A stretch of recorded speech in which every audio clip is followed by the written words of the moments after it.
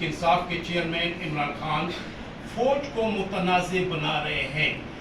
रात जिस किस्म का बयान फैसलाबाद में दिया गया, उसके बाद इस वक्त पिंडी और इस्लामाबाद में मुशावरत हो रही है, कोई कार्रवाई भी हो सकती है आपके चेयरमैन के खिलाफ। क्या पार्टी के अंदर फवाद भाई कोई इस किस्म की लीडरशिप ने अपने चेयरमैन को पावर करवाया कि इस किस्म के बयानात से अफवाज पाकिस्तान में तब्दीली हो सकती है? Thank you sir.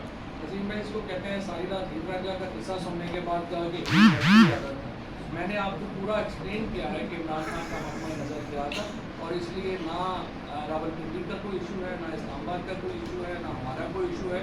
जो मुतनाज़ा लीडरशिप है उसने देखना है कि ये फैसला वो कर सकते हैं कि ये बता दें कि जो पॉपुलरिटी ग्राफ है इस वक्त पूरी पब्लिक का इमरान खान के साथ, उसमें कोई डाउट नहीं है, लेकिन अब कल की स्टेटमेंट के बाद जो एक बयानिया बनाने की ज़बरदस्ती कोशिश की जा रही है, गुजरा की तरफ से बार बार प्रेस कॉन्फ्रेंस की जा रही है, आप क्या समझते नहीं है कि इस वक्त एक बाकायदा साजिश की जा रही है इमरान के खिलाफ कि इमरान खान और फौज को आमने सामने लाकर खड़ा करें? जिन मुजरा की अपनी हैसियत ये हो कि वो बाहर बैठ के खाना ना खा सकें, जिन मुजरा की अपनी औकात ये हो कि वो एक जाके बर्गर को तो अपना नहीं खा सकते और उनको गार्ड बाहर रखने पड़ते हैं, पूरी इस्लामाबाद पुलिस को उनको गार्ड करना पड़ता है, तो क्या बयानियाँ बनाएंगे?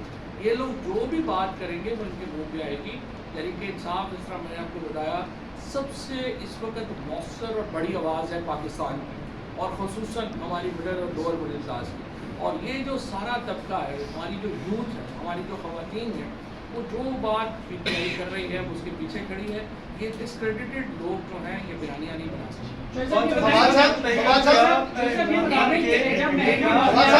तहरीक इंसाफ की मुस्लिम लीग की क़यादत से कोई खुफिया रवाबत हुए हैं? कोई ऐसी बात है कि आइंदा का सियासी सेटअप के हवाले से मुश्तरका हिकमत अमली अपनाई जा रही है? मेरा ख्याल है वो दिन गुजर गए हैं कि जब कमरों में बैठ के फैसले होते थे। अब जो भी मुज़ाकरात होंगे, जो भी गुफ्तगू होगी, वो पाकिस्तान के लोगों के सामने होनी चाहिए। खुफिया मुज़ाकरात का दौर ख़त्म हो चुका है और पाकिस्तान के लोग ही फैसला करेंगे कि क्या करना है और क्या नहीं। फवाद साहब, आप कह रहे हैं कि आर्मी चीफ के मामले को सियासी अखाड़े का हिस्सा नहीं बनाना चाहिए, तो साबिक वज़ीर आज़म खुद उनकी बात जो है वो जलसे के अंदर कर रहे हैं, तो अखाड़े का हिस्सा जो तहरीक इंसाफ बना रही है। और दूसरा सवाल ये है कि टॉप 4 या 5 जर्नलों में से कोई एक आर्मी चीफ बनेगा, थोड़े ही कोई नून लीग या पीपल पार्टी कैप्टन सफदर को आर्मी चीफ बना रही है, तो फिर आप इतने खौफजदा क्यों हैं?